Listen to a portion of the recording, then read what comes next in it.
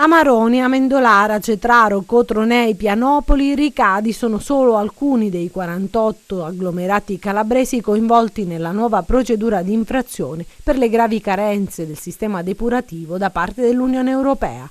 Dopo i 13 agglomerati già condannati a seguito della sentenza della Corte di Giustizia Europea del 2012 e per la quale bisogna pagare una multa salata di 25 milioni di euro e una sanzione di oltre 30 milioni per ogni semestre di ritardo nell'attuazione di misure necessarie per conformarsi alla sentenza, si aggiungono gli ulteriori 48 comuni che presentano non conformità nel sistema di raccolta e trattamento delle acque reflue. Una nuova procedura di infrazione dell'Unione Europea nei confronti dell'Italia in materia di depurazione, la quarta di questo tipo. La Calabria anche questa volta purtroppo contribuisce con ben 48 agglomerati coinvolti su 276 a livello nazionale. Questi agglomerati vanno ad aggiungersi ai 13 già condannati con la sentenza della Corte di Giustizia Europea del 19 luglio 2012 e ai 108 ancora coinvolti dalla procedura 2014-2059.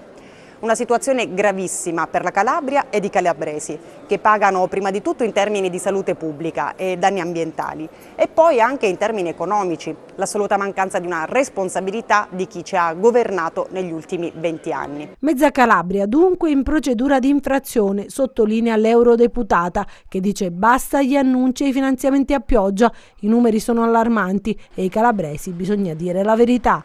Ormai lo dico da tempo, in Calabria hanno speso oltre 1 miliardo di euro per il sistema depurativo, eppure siamo all'anno zero.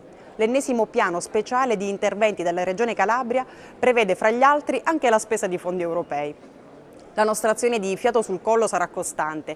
Monitoreremo affinché fino all'ultimo centesimo ci sia trasparenza nella spesa ed efficienza nelle opere da portare a compimento.